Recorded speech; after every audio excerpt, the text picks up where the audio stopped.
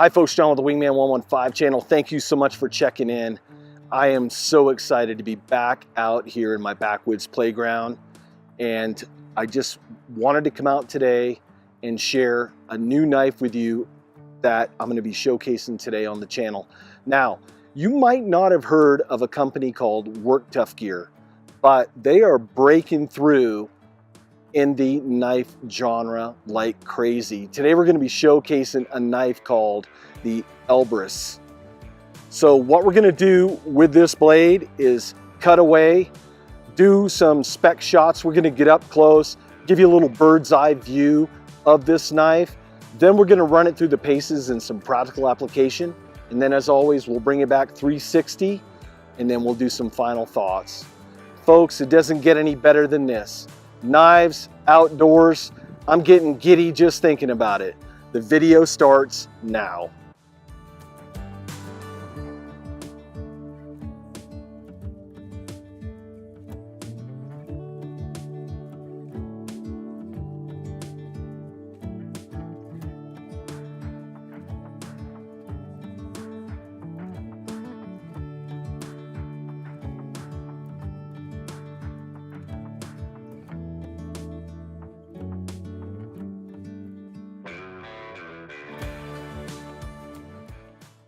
I'm going to work on doing a feather stick with the Elbrus. I'm going to choke up into that finger choil.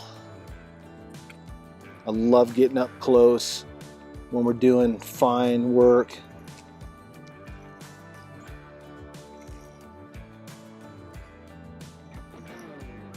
It's where that high saber grind just comes in handy.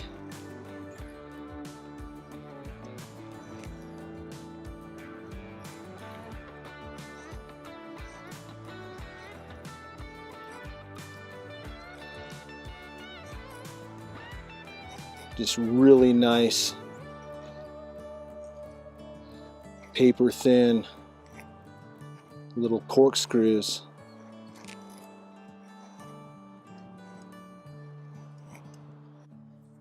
We'll see how the Elbrus is going to do with this piece of almost petrified tree limb.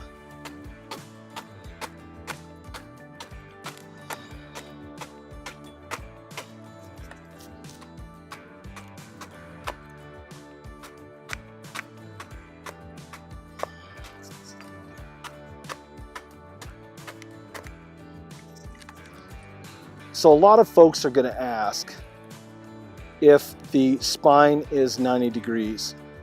So I thought I would show you. Broke out my fire steel.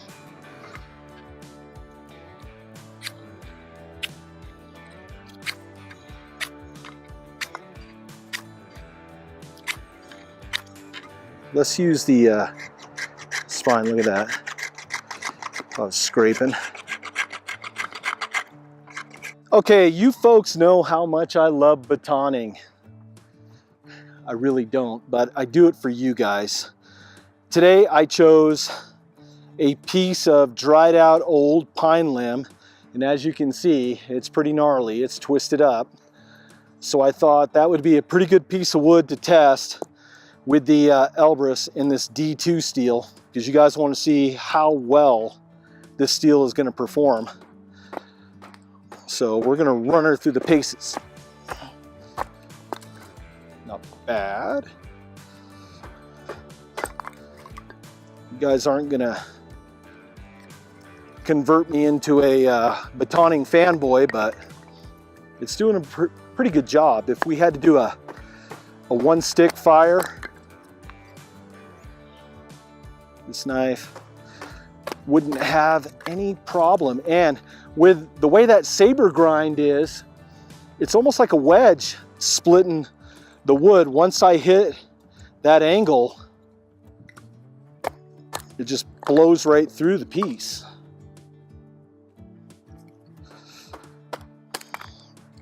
The wood's almost petrified.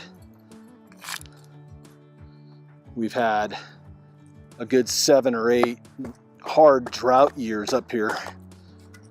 And this is the first year that we've actually had some good rain. For the final 3 tests, we're going to employ something that I haven't tried on the channel before.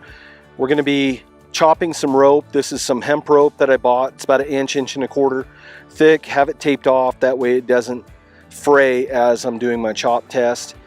We have a piece of leather and some heavy-duty webbing. So first off, let's try the rope test, how well this is going to chop. So I'm going to put this back, almost like a back seat position on here.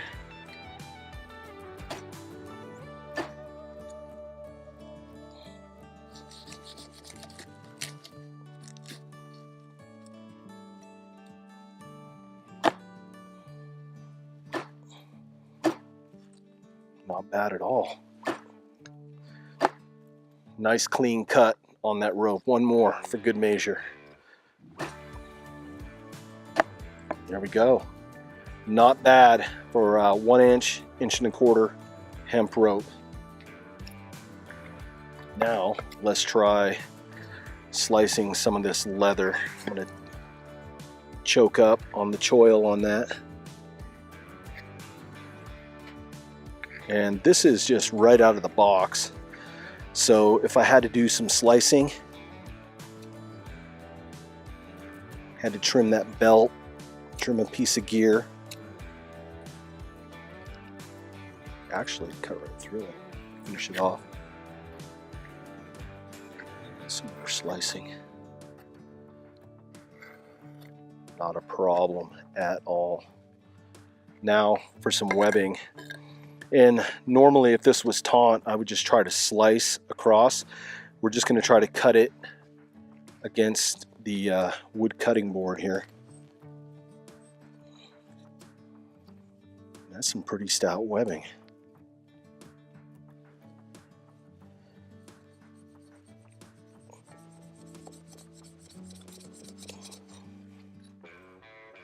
Just to give you an idea, the material on that webbing, how thick that is. Let's try slicing it a little bit. I'll slice the corner. Nice clean cut. It's hard to hold with just one hand. And I love you guys, but I don't want to get cut for a knife review. But yeah. I mean, if it was an emergency situation and I had to cut seat belt, had to cut a toe strap, it would work really well. Now for some final thoughts on the Work Tuff here Elbrus. One, it's a great looking profile. I like spear point style blades. The steel is the K110 Bohler steel. That is a D2 steel made in Austria, very high quality. These blades come just scary sharp right out of the box. I have not touched this blade up at all during this review, and just holds an edge. That K110 steel, I think, is a good complement to this blade. G10 scales felt really good. The jimping in the thumb ramp is nice. It's not overly aggressive to where if I use this knife a lot, my thumb is gonna ache. I'm a fan of choils. I like being able to choke up on a blade, and the choil and the way the handle fit was really comfortable, and the way that that thumb ramp comes up and comes back down on the spine just made it real easy to do the fine motor tasks on this knife. The sheath, nice Kydex sheath, has the attachment points in the back. You can adjust it high or low depending on the way you want to carry it. Fits in there really well, no rattle. Just a great looking blade. I don't think you can go wrong with the Elbrus. Now, I'm going to give you a sneak peek at its twin sister coming out. It's the Elbrus, and they're using Japanese 1085 high carbon steel. So there's a little bit of something for everyone there, kind of like the old Donnie Marie show, a little bit country, a little bit rock and roll. Well, you can have the K110 D2 or the 1085 Japanese high carbon steel. Both of them are beautiful blades. And I believe this one is probably going to be released sometime this summer after Blade Show. So with that, this video is a wrap. If you want to learn more about the Elbrus, I will leave links in the video description below. Folks, I thank you so much for watching. This is John with the Wingman 115 channel, and I will see you on the next video. Take care, folks.